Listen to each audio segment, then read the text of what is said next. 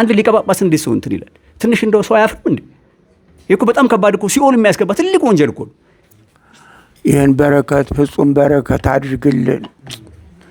ለሚቀበሉትም ለሚሰጡትም ሕይወቱን ጤንነቱን ሰጥተህ ጠብቅልን።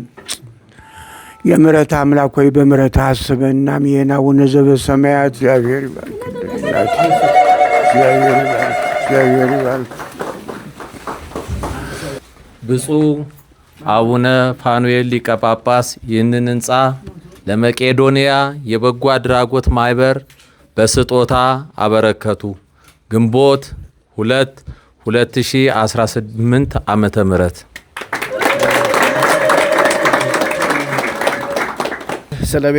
ስለ ቤቱ አሰራር ገለጻ እናደርጋለን። ይህንንም በወንድማቸው በታዛዣቸው በወዳጃቸው በኢንጂነር አማኑኤል ጌታነህ ስለ ቤቱ አሰራር ገለጻ እንዲያደርግልን እጋብዛለሁ። አመሰግናለሁ። ብፁዓን አባቶች፣ ብፁዕ አቡነ ፋኑኤል፣ የሃይማኖት አባቶች በየማዕረጋችሁ፣ ዶክተር ቢንያም በለጠ የመቄዶንያ በጎ አድራጎት ድርጅት መስራችና ኃላፊ፣ ጥሪ የተደረገላችሁ እንግዶች፣ ስለ ህንፃው ግንባታና አገልግሎት አጭር ማብራሪያ።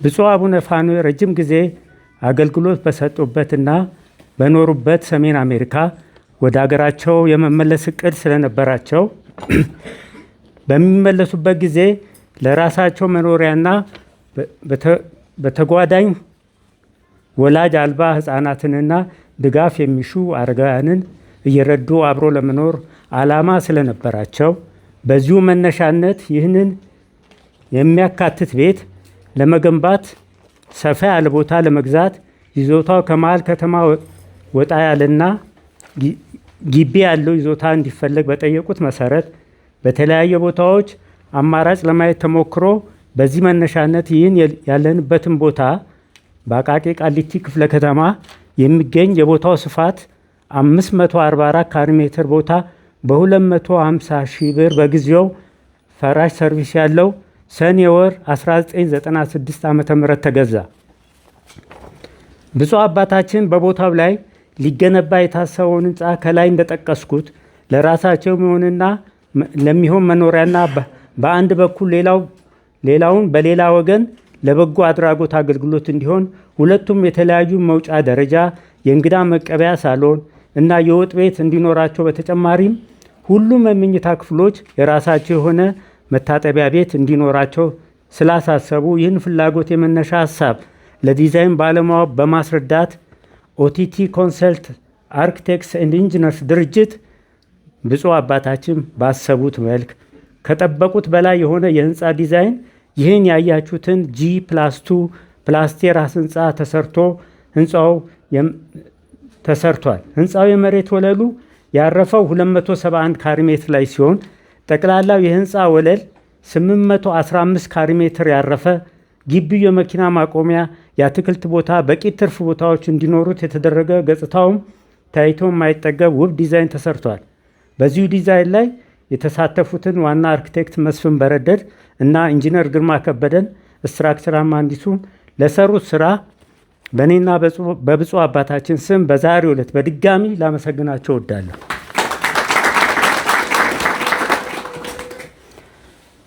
በዲዛይን መነሻነት የኮንስትራክሽኑ ስራ በአማኑኤል ጌታነህ ጠቅላላ ስራ ተቋራጭ ግንባታው በጥቅምት ወር 1997 ዓ.ም ተጀምሮ በነሐሴ ወር 1999 ዓ.ም በ3 ዓመት ተጠናቋል።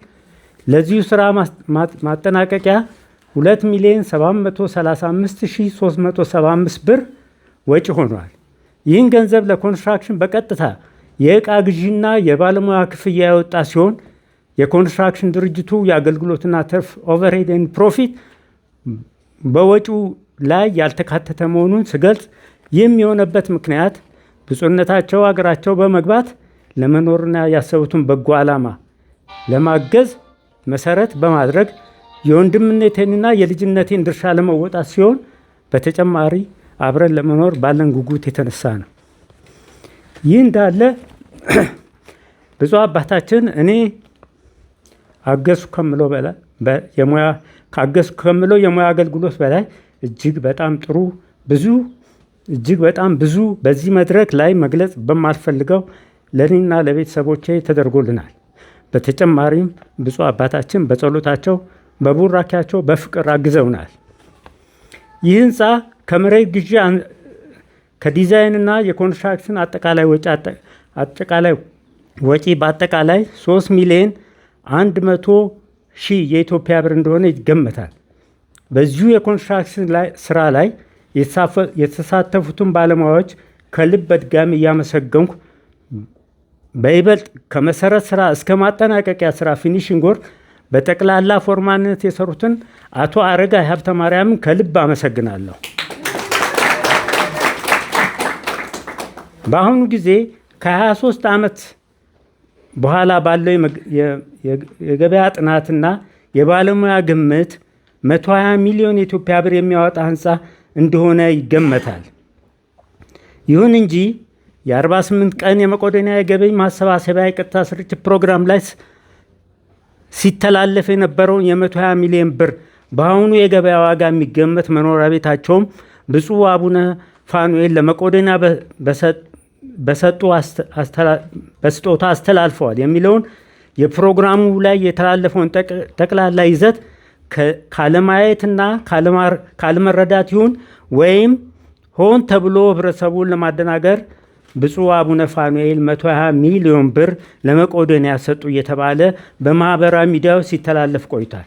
አሁንም መልእክቱ የተዛባ እንዳይሆን ከ23 ዓመት በፊት የተገነባ ህንፃ መሆኑን እስካሁን ብፁዕ አባታችን ባሰቡ ጊዜ ወደ ሀገራቸው ባለመመለሳቸው ያሰቡትን ዓላማ ለማሳካት በቤቱ በክራይ የሚገኝ ገቢ ሲረዳበት የቆየ መሆኑን ግንዛቤ እንዲኖር እያሳሰብኩ በአሁኑ ሰዓት ህንፃው በክራይ ወቅት የተበላሹ እቃዎችን በመቀየርና በማደስ ለዚህ ስራ 1 ሚሊዮን ብር ወጪ ተደርጓል። በዚህ ዕለት ለመቄዶንያ በጎ አድራጎት ድርጅት ሲተላለፍ ምንም አይነት የማስተካከያ ወጪ የማይፈልግ መሆኑን እገልጻለሁ። ስላዳመጣችሁን ከልብ አመሰግናለሁ። በመቀጠል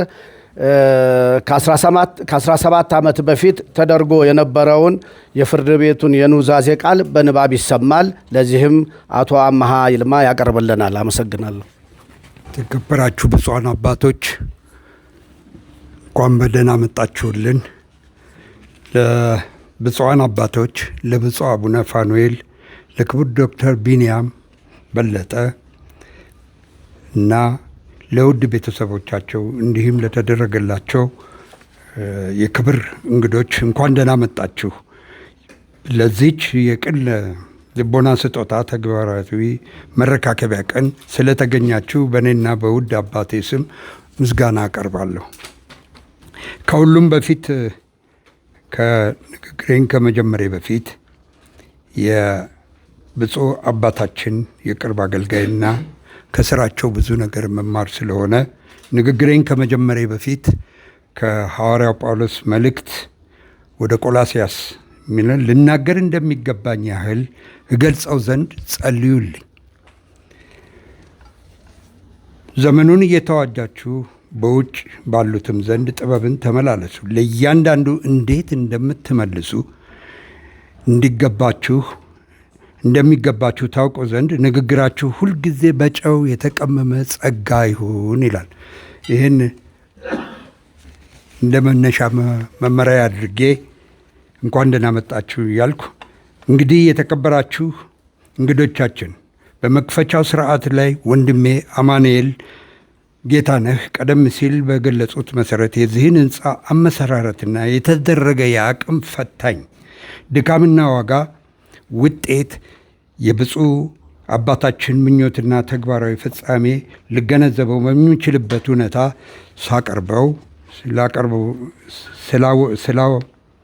ስላሳወቁን የህሊና ፍርድ ለመስጠት ግንዛቤ እንዲኖረን በሚያመቸን መሰረት አስቀምጠውልናል። ለዚህም ምስጋናዬ በጣም የላቀ ነው። እኔም አማሃ ይልማ ከብፁዕ አባታችን በተሰጠኝ የኑዛዜ ተቀባይ ወንድምነት የክብር ደረጃ ምስጋናዬን እያቀረብኩ በተሰጠኝ ኃላፊነት የኑዛዜ ቃላቸውን ለመቀበልና አሁንም እንደ ቃላቸው ያለውን አቀማመጥ በመክፈቻው ላይ የተገለጸውን የሕንፃውን ለማንና ለምን ተግባር እንደሚውል ለመጋቢት 10 2001 ዓመተ ምህረት ከ17 ዓመት በፊት የተፈጸመውን የብፁዕ አባታችንን አቋምና በንጹሕ አእምሮ አንደበት የሰጡኝን ቃል በሕግ በተመዘገበ መረጃ በእጄ ይቀመጥ ነበር። አሁንም በእግዚአብሔር ሐቅና ምንም ሳይጓደል በዚሁ መሰረት የዚሁኑ የፈቀዱልን እንድቀርብ በመሰረት ይቅርታ እንዳቀርብ ይፈቀድልኝ ዘንድ በትህትና ጠይቃለሁ። የኑዛዜው ማስረጃ ሐሳቦች ላይ አነስተኛ ምንባብ አደርጋለሁ። ይሄኛው ምንባቡ ኑዛዜው ያደረጉበት ነው። የብፁዕ አባታችን አዲስ አበባ መጋቢት 10 2001 ዓመተ ምህረት በሕግ ፊት የሚጸና የኑዛዜ ቃል። በስመ አብ ወልድ ወመንፈስ ቅዱስ አሐዱ አምላክ አሜን። እኔ ኑዛዜ አድራጊ ብፁዕ አቡነ ፋኑኤል ጌታነህ ሀብተ ወልድ፣ ዜግነቴ ኢትዮጵያዊ፣ አድራሻዬ አዲስ አበባ ቂርቆስ ክፍለ ከተማ በ0405 የቤት ቁጥር 520 ነዋሪ የሆንኩኝ በሕይወት እያለሁ በሰላምና በጤና ልኖር ላኖረኝ አምላክ ምስጋናዬን እያቀረብኩ ሰው ሆኖ ሞት አይቀርምና በሕይወት ህልፈት በኋላ የሚከተሉትን እንደሚፈጸም በንጹሕ አእምሮዬ ማንም ሳያስገድደኝ በፍትሐ ብሔር ቁጥር 881 መሠረት ይህንን ኑዛዜ አድርጌያለሁ።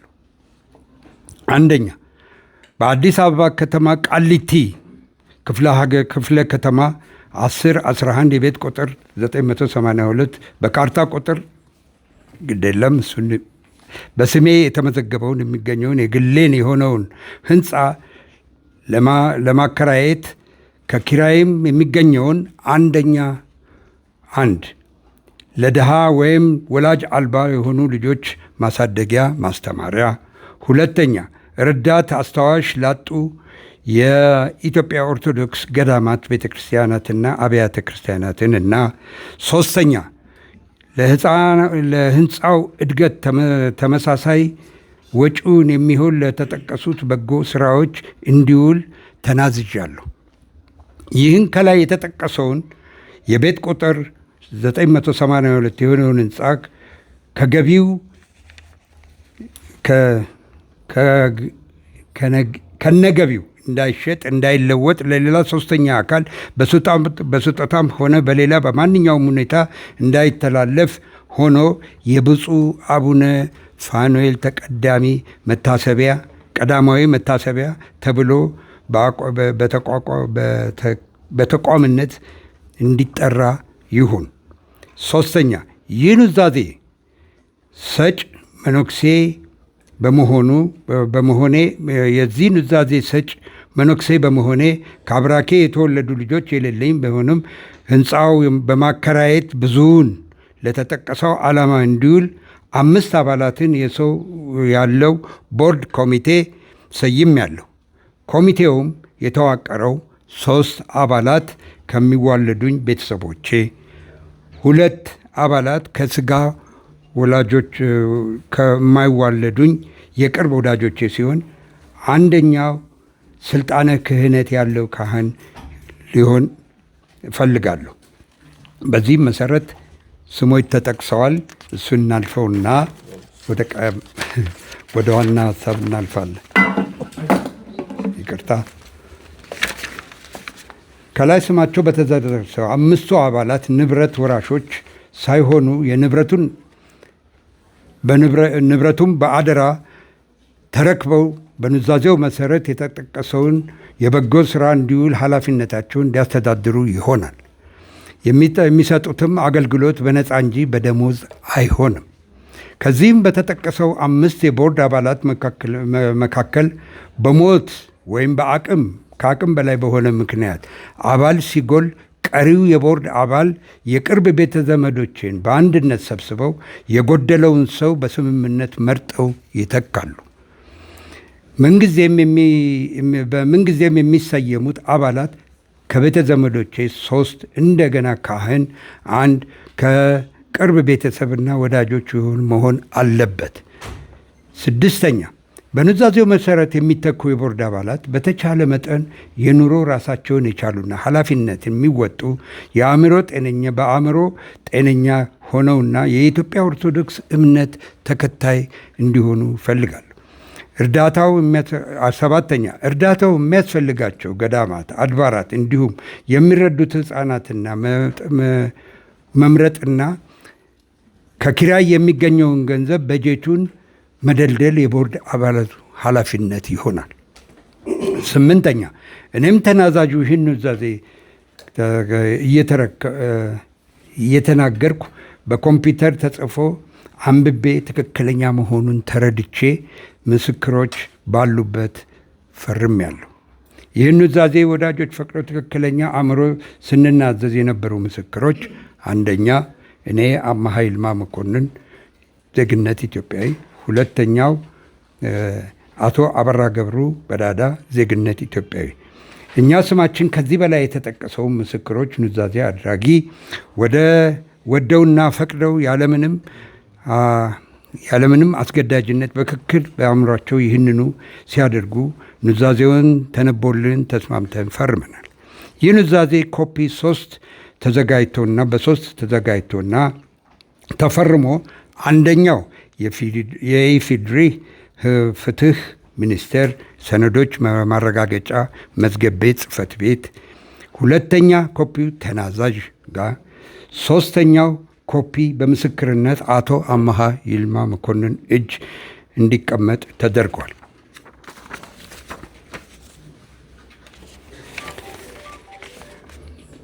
እንደሚከተለው ይሆናል። ውድ ክቡራን እንግዶቻችን፣ እንግዲህ በሰማችሁት መሰረት እንዲቀርብ አገልጋይና ወዳጅ የቅርብ አገልጋይና ወዳጅ ከማውቃቸው አኳያ እውነታዎችን ሂደትን ለብፁዕ አባታችን የዛሬው ሕንፃ ከመባሉ በፊት አንድ ቀን ወደ ሀገሬ ስመለስ በምኖርበት ቤት ከከተማ ራቅ ያለ ሆኖ ጸጥ ያለ፣ በተለይ የሚሰራው ቤት ውስጥ ክፍሎች የበዙበት ሆኖ ከደካማና ከወዳጅ ካጡ ወዳጅ አልባ ከሆኑ ሕፃናት አቅፌ እየተንከባከብኩ እንድኖር ተደርጎ እንዲሰራ ከ23 ዓመታት በፊት ለውድ ወንድማቸው ለአማኑኤል ማቅረባቸውን አውቃለሁ። ይህን ሕንፃ ከተሰራ በኋላ ትንሽ ጊዜያት ባዶ ከመቀመጥ በጊዜያቱ መበላሸትን እንዳያመጣ ለመጠበቅም ለማስለመድም የአካባቢውን እድገት እስኪታይ ድረስ ለአጭር ጊዜ ለመኖር ተገደውበት ነበር። በዚህም ላይ አንድ ብፁዕ አባታችን ያሰቡትን ሐሳብ ከውድ አባታችን ለብፁዕ ወቅዱስ አቡነ ጳውሎስ የቀድሞ 5ኛ የኢትዮጵያ ፓትርያርክ በተገኙበት በክብር ጠርተው እሳቸው ባስቀመጧቸው ሀገረ ስብከት ውስጥ ከአገልግሎት ዘመናቸው አስረድተው በሰጧቸው ሰዋዊ ክፍያ በላባቸው የሰሩት ንብረት መሆኑን አስረድተው ይህም ንብረት ለመኖሪያ ሳይሆን ከዚህ በኋላ ተከራይቶ ለማንና ለምን እንደሚውል እኔ ራሴ የኑዛዜውን ቃላቸውን አንብቤ በመገረም አድንቀው እኛን ቀደምከን በሚል አባታዊ ቃል ውድ ቤተሰቦቻቸው ባሉበት እናታቸው ፊት ባርከው ዓላማውን በመደገፍ ያጸደቁላቸው ለመሆኑን ይህችን ቀን አሁን በዚህ ቀን ከተገኛችሁ ብፁዓን አባቶች መሃል እንደነበራችሁ እርግጠኛ ሆኜ አቀርባለሁ። ሆኖም ብፁዕ አባታችን ከ20 ዓመታት በፊት የተጀመረው ሲሆን በሚያዝያ 21 ቀን 2018 ለመቄዶንያ ባስረከቡበት ወቅት እንደገለጹት አስረክበው እንደተገለጸልኝ የምፈልገው እንዲገለጽልኝ የምፈልገው ስጦታው ዛሬ ቢደረግም ቀደሞ ነው የኖረና ሆኖም ስገልጽ ይሄን መሆኑን ስገልጽ በኩራት ነው። ለማስታወስም ያህል ሚያዝያ 23 ቀን 2018 ምሽት በመቄዶንያ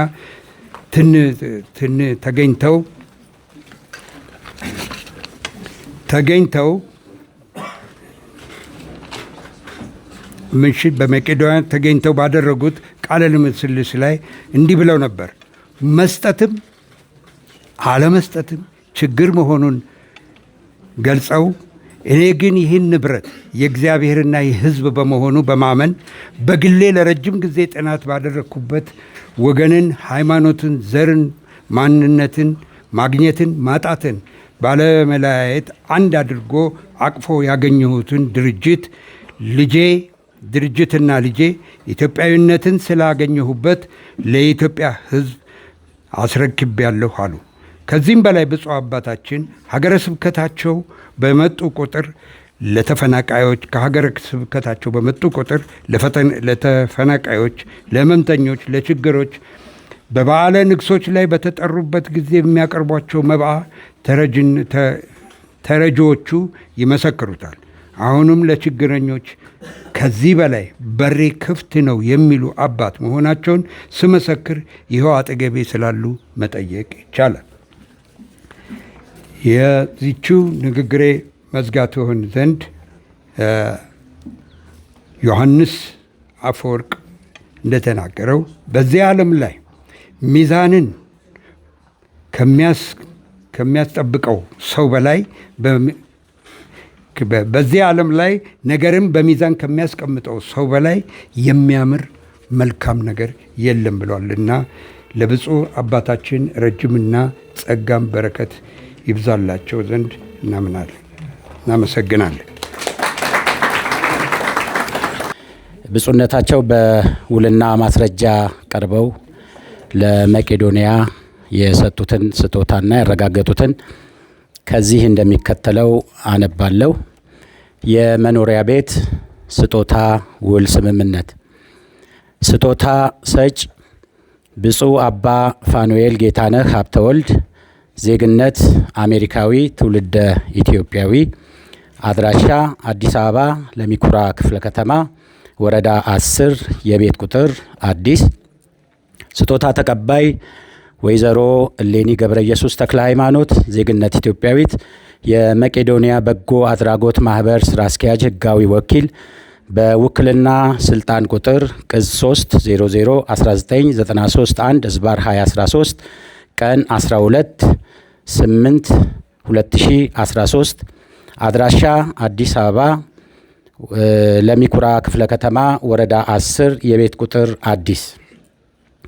እኔ ስጦታ ሰጭ በስሜ ተመዝግቦ የሚገኘውን ካርታ ቁጥር ኤኤ 0000773014 ካርታ የተሰጠበት ቀን 25/2/2015 የቦታ ስፋት 544 ካሬ ሜትር የሆነውንና በአዲስ አበባ ከተማ አቃቂ ቃሊቲ ክፍለ ከተማ ወረዳ 07 የቤት ቁጥር አዲስ የሚገኘውን የመኖሪያ ቤት ለስጦታ ተቀባይ ስሙን መቄዶንያ አዛውሮ እንዲጠቀምበት ማንም ሰው ሳያስገድደኝ በንጹሕ አይምሮዬና ሕሊናዬ ወድጄና ፈቅጄ ለስጦታ ተቀባይ ይህንን ስጦታ በፍትሐ ብሔር ሕግ ቁጥር 2427 መሠረት በስጦታ የሰጠው መሆኔን በፊርማዬ እያረጋገጥኩ የሚከተሉትንና የሚመለከቱትን ዋና ዋና ሰነዶች ለስጦታ ተቀባይ አስረክቤያለሁ። እኔም ስጦታ ተቀባይ ከስጦታ ሰጭ በስማቸው ተመዝግቦ የሚገኘውን ካርታ ቁጥር ኤኤ 0000773014 ካርታ የተሰጠበት ቀን 25/2/2015 የቦታ ስፋት 544 ካሬ ሜትር የሆነውንና በአዲስ አበባ ከተማ አቃቂ ቃሊቲ ክፍለ ከተማ ወረዳ 7 የቤት ቁጥር አዲስ የሚገኘውን የመኖሪያ ቤት ስሙን ወደ መቄዶንያ አዛውሬ እንድጠቀምበት ወደውና ፈቅደው ማንም ሳያስገድዳቸው በንጹሕ አእምሯቸው በስጦታ ስለሰጡኝ በፍትሐ ብሔር ሕግ ቁጥር 2436 መሠረት አመስግኜ ስጦታውን የተቀበልኩ መሆኔም በፊርማዬ እያረጋገጥኩ የሚመለከቱትን ዋና ዋና ሰነዶች ከስጦታ ሰጪ ተረክቤያለሁ። ይህንን ስጦታ ውል ስምምነት ስናደርግ የነበሩ ምስክሮች፣ አንደኛ ሊቀ ጉባኤ ኤልያስ ደጀን አስናቀ፣ አድራሻ አዲስ አበባ ለሚኩራ ክፍለ ከተማ፣ ሁለተኛ ወይዘሮ ሃይማኖት መኮንን ብርሃኑ ዜግነት ኢትዮጵያዊ፣ አድራሻ አዲስ አበባ። እኛ ምስክሮች ስጦታ ሰጪና ስጦታ ተቀባይ ከላይ የተጠቀሰውን የስጦታ ውል ወደውና ፈቅደው ሲዋዋሉ ማየታችንን በፊርማችን እናረጋግጣለን። የስጦታ አድራጊ ፊርማ ብፁዕ አባ ፋኑኤል ጌታነህ። የስጦታ ተቀባይ ፊርማ ወይዘሮ እሌኒ ገብረ ኢየሱስ። ምስክሮች ከላይ የተጠቀሱት። የሰነዶች ማረጋገጫና ምዝገባ አገልግሎት ቅርንጫፍ ጽሕፈት ቤት አዲስ አበባ። ፈራሚው በጽሕፈት ቤት ቀርበው ፈርመዋል። ቁጥር ቅጽ 11 000073 ዝባር 711 ዝባር 2018 218 2018 አዲስ አበባ። እግዚአብሔር አምላክ ቅዱስ ፈቃዱ ሆኖ በዚህች ዕለት ይህንን ቤት ለመቄዶንያ በጎ አድራጎት ማህበር ሳስተላልፍ እጅግ በጣም ደስታ ይሰማኛል። ልበ አምላክ ዳዊት እንዳለው ቅድም በላይ እንደጠቀስነው እግዚአብሔር ላደረገልን ስጦታ ሁሉ የምንከፍለው ሌላ የተለየ ነገር የለም። የእሱን ስጦታ በገንዘብ በሰው ኃይል በሌላም ልንለካው አንችልም። ስለዚህ እግዚአብሔር የሰጠኝን መልሼ ለራሱ ነው። ምክንያቱም ቅዱስ ቃሉ እንደነገረን እንዳስተማረን ድሆች የእግዚአብሔር መገለጫዎች ናቸው። በወንጌል ተጽፎ እንደምናየው በማቴዎስ 25 ላይ እንደተጻፈው ጌታ ተርቤ አላበላኸኝም፣ ተጠምቼ አላጠጣኸኝም፣ እንግዳ ሆኜ አልተቀበልከኝም፣ ታርዤ እያለ ይህን ሲዘረዝር ያ ያደረገው አካል የት አግኝተንህ ይህን ሁሉ እንደው በከንቱ ስለወደድከን ነው እንጂ እኛ መቼ አድርገን ቢሉት አድርጋችሁታል። ለአንዱ ደካማ ያደረጋችሁት ለእኔ ያደረጋችሁት። በተቃራኒው እነዚያ ደግሞ አንተ እኔ ነኝ ብለህ መጥተህ መቼ ከለከልንህ፣ በከንቱ ተከሰናለህ፣ ተወቅሰናለህ ባሉት ጊዜ ከመካከላችሁ ላሉ ለአንዱ ምስኪን ያላደረጋችሁት ለእኔ ያላደረጋችሁም ነው ያላቸው። ስለዚህ ይሄ ቃል በተግባር መለወጥ የእያንዳንዱ ክርስቲያን ግዴታው ነው።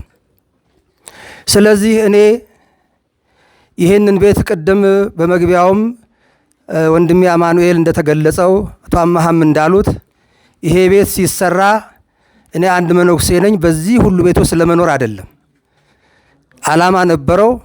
ነገር ግን ያንን ዓላማዬን ይዤ በዚህ ለመኖር ግን እድሉን አላገኘሁም። ምክንያቱም ሀገረ ስብከቴ በውጭ ሀገር ስለሆነ እዚህ መቆየት አልቻልኩም። በዚህ ምክንያት ከዚህ ቤት የሚገኘው ገቢ ቅድም እንደተጠቀሰው ለበጎ ስራዎች ሲውል ኖሯል። ይሄ ቤት ጠቅላላ ስራው 3 ዓመት ነው የፈጀው። ከስራው በኋላ 19 ዓመቱ ነው። ይሄንን እንግዲህ ለማስተዳደር ለመምራት እኔ በቦታው ስለሌለው የኔን ስራ ወይም የኔን ሐሳብ የሚያስቀጥልልኝ አካል ያስፈልገኛል ብዬ ለረጅም ጊዜ ሳስብ ነበረ። በዚህ ምክንያት ይህንን ተግባራዊ ያደረኩ። ብዙ ሰዎች አስተያየት ሰጥተዋል። የሁሉንም አስተያየት በአድናቆት በደስታ አስተናግዳለሁ። ለምን ይሄ ቤት ለገዳም ቢሰጥ፣ ለቆሎ ትምህርት ቤት ቢሰጥ፣ ለእንዲህ ቢሰጥ እያሉ መስጠት ያለመዱ በአብዛኛው በሰው ስጦታ ላይ ግን ፍርድ የሚሰጡ ብዙዎች ናቸው። ዘመናችን በጣም የሚገርም ነው። ሶሉ ያለቀው ጫማውን የማይመጸውት በሰው ስራ ገብቶ መከራውን ያያል። ሁሉም የጽድቅ ስራ ናቸው። እኔ ግን ይህን መረጥኩ። የመምረጥ መብት አለኝና ድሆችን የመደገፍ ነዳያን የመደገፍ የሚለው ላይ ልቤ ያደላ። ገዳም ጠልቼ አይደለም፣ መነኩሴ ነኝ። ግን ልቤ ያደላው እዚህ ላይ ስለሆነ ነው። ስለዚህ ልቤ ወዳደላው በሺ የሚቆጠሩ በጎ አድራጎት ድርጅቶች አሉ። ሁሉ ሁሉም ግዴታቸውን እየተወጡ ነው። ከነዚያ ሁሉ ደግሞ በመቄዶንያ ላይ ልብ ያረፈ ሰው ገበያ ሄዶ የሚገዛው ልብ የወደደውን አይኑ የወደደውን ነው። ስለዚህ ልቤ ስለወደደ ለመቄዶንያ ሰጠው እንጂ ያ ማለት ሌሎቹ ስራ ላይ አይደሉም ማለት አይደለም። ግን ሁሉን መሆን አይቻልም። ጥቂት ሰዎች ደግሞ ምን አለ ቤቱ ተሸጦ ለዚህ ይህን ያህል ሚሊዮን ለዚህ ይህን ያህል ሚሊዮን ብታካፍላቸውስ የሚል አስተያየትም ሰምቻለሁ። ያ አይደለም ፍላጎቴ። እኔ ሰው ነኝ፣ አልፋለሁ። ልጅና ህንፃ ስም ያስጠራል። ስለዚህ ይሄ ህንፃ የኔ ስም መኖር አለበት።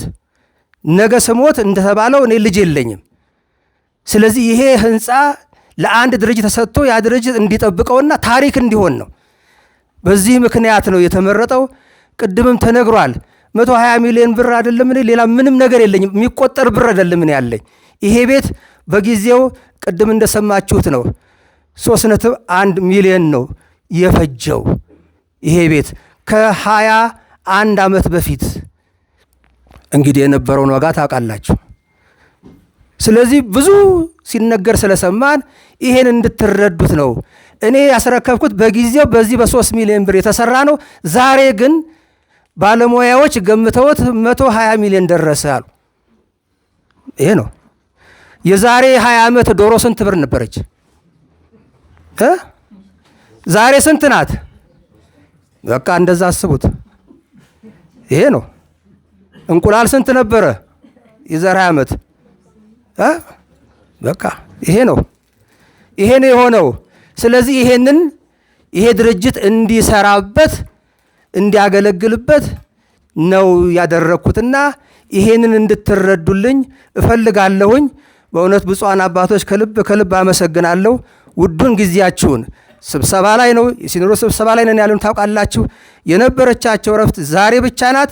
ይህችን ግን መስዋዕት አድርጋችሁ እኔን ወንድማችሁን የኔ ስራ የእናንተም ስራ መሆኑን አምናችሁ ይሄም የእናንተንም ኃላፊነት የጋራ ኃላፊነታችን ነው።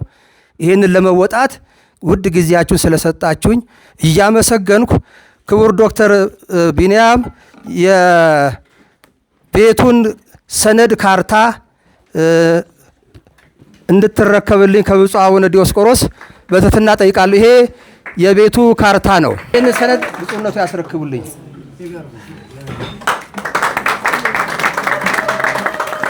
እሺ፣ ከዚህ በመቀጠል የቤቱን ቁልፍ አስረክባለሁ። ይህ ቁልፍ የዚህን የመቄዶንያን ይህን ቤት በር የሚከፍት ብቻ ሳይሆን ለምጽዋት የተቆለፉ ልቦችን የሚከፍት ቁልፍ ነው።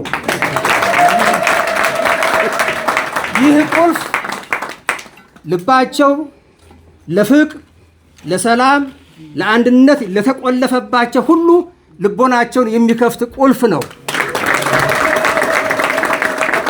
ይህ ቁልፍ አንደበታቸው እንደመጣላቸው ክፉን ለሚናገሩ ዘመኑ የመርገም ዘመን ነውና የስድብ አፍ ይሰጣቸዋል እንዳለው እነዚህ አፎች ለሰላም እንዲከፈቱ የሚያደርግ ቁልፍ ነው። ስለዚህ ይህንን ቁልፍ ብፁዕ የሲኖዶስ ዋና ጸሐፊ ለክቡር ዶክተር ቢንያም እንዲያስረክቡልኝ በትህትና ጠይቃለሁ።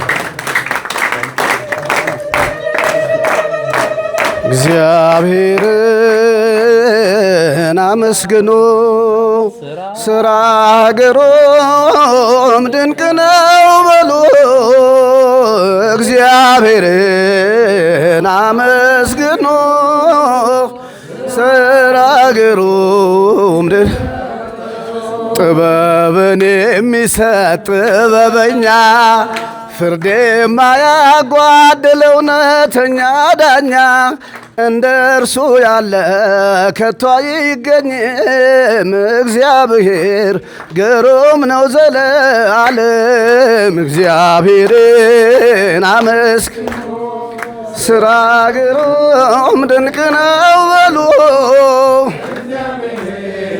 አመስግኑስ።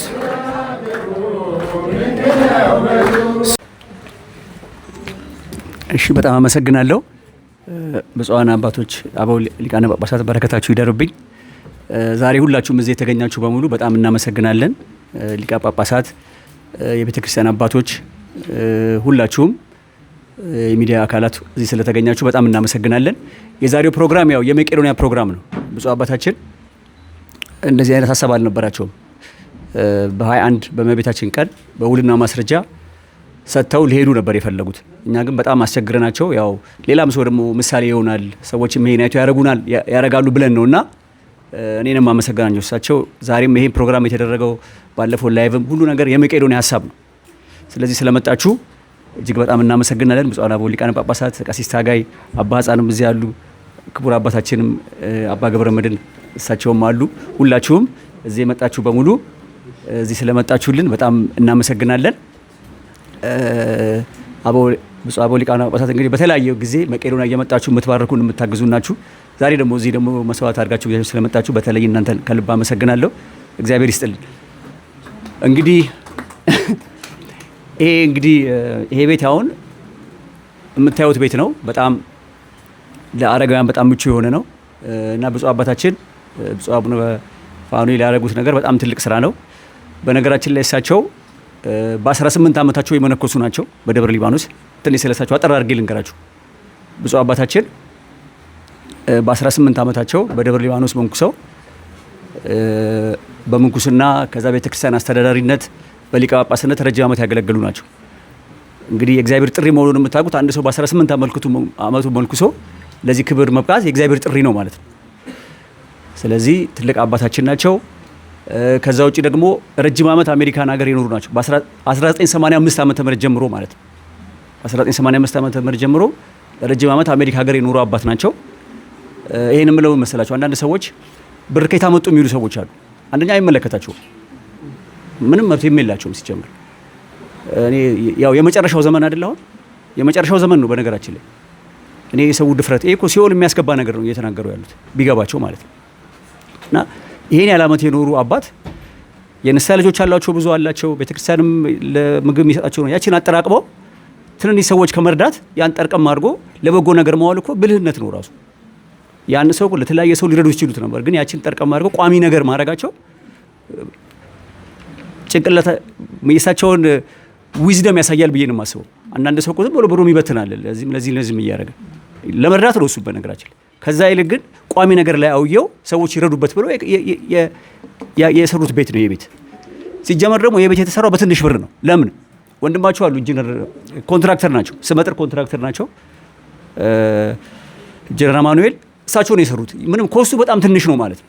በጣም በትንሽ ብር የተሰራ ነው። የመዋለ ሙያ የምናምን ክፍያ የለው። ስለዚህ ይህንንም ሰው እንዲረዳ ያስፈልጋል ማለት ነው። ሲጀመር ይሄ ህንፃ የዛሬ 17 ዓመት ቅድም አሁን ሲነበብ አይታችሁ እኔም ኮፒውን ስለያዝኩት ነው። የዛሬ 17 ዓመት በውርስ የሰጡት ነው ማለት ነው።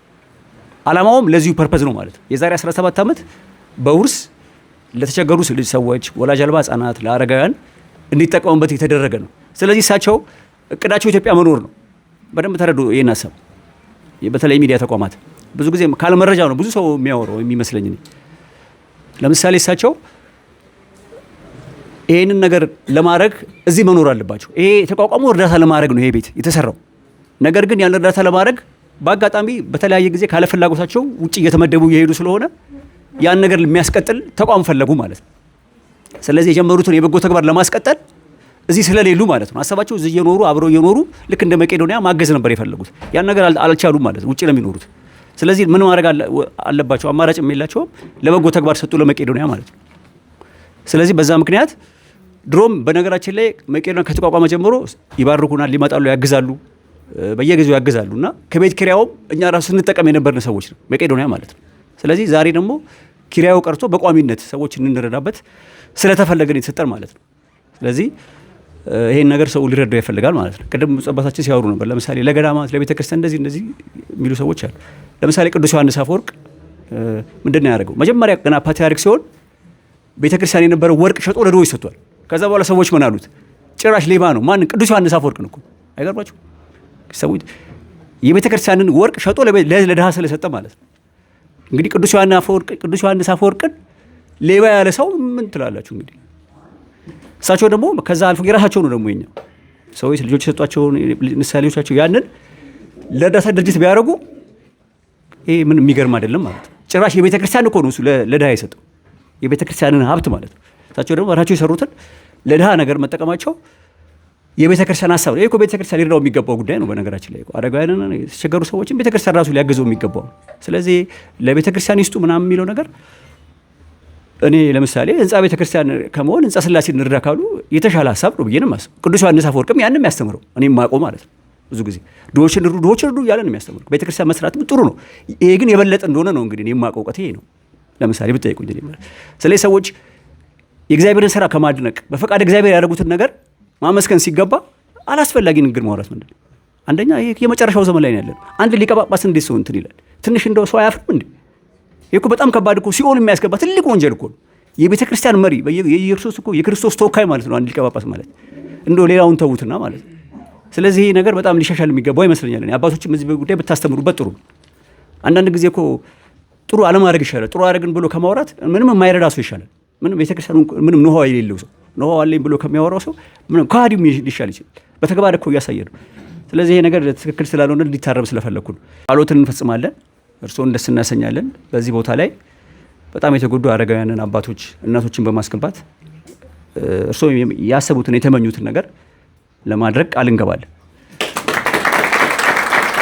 በጣም የተቸገሩ ሰዎች እየኖሩ ሀሳቦት መጀመሪያ ቤት የሰሩበት ዓላማ ስለሆነ በጣም የተጎዱ ሰዎች እርስዎን የሚያስጠቅሙ ሰዎች ገብተው እርስዎ ደስ እንዲሉ ግዴታችንን እንወጣለን ማለት ነው። እኛ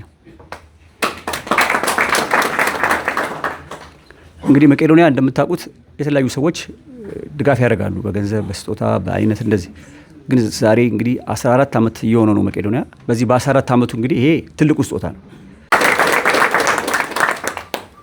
ስለዚህ እንግዲህ ይህን ደግሞ አርአያነት ተከትላችሁ ሌሎችም ሰዎች ደግሞ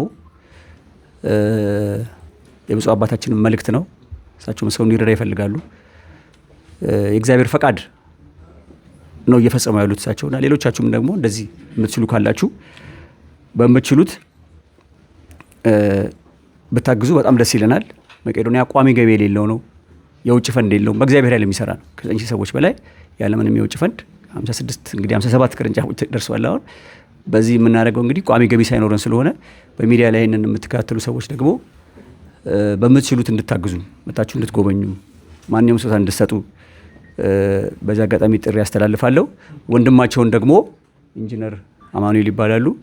ስመጥር ኮንትራክተር ናቸው። ይህንን ቤት በጣም በጥሩ ሁኔታ የሰሩት ቅድም እንደሰማችሁት ምንም እኛ እንኳን ወጪ እንዳናወጣ ተደርጎ ሁሉ ነገር በቃ ታድሷል። መቄዶንያ ሰው ማስገባት ነው። በነገራችን ላይ አልጋዎች አዘጋጅተናል፣ ሰዎችን መርጠናል። በቅርቡ ሰው እናስገባበታለን እዚህ ቦታ ላይ እና እሳቸውንም በጣም አመሰግናለሁ። ብዙ ደክመው ነው በሙያቸው በነፃ በጉልበታቸው ትልቅ እገዛ አድርገዋል። እሳቸው ይሄ ህንፃ ለመሰራት እሳቸው ማስተዋጽኦ ቀላል አይደለም በነገራችን ላይ። ስለዚህ እሳቸውንም በጣም አመሰግናለሁ።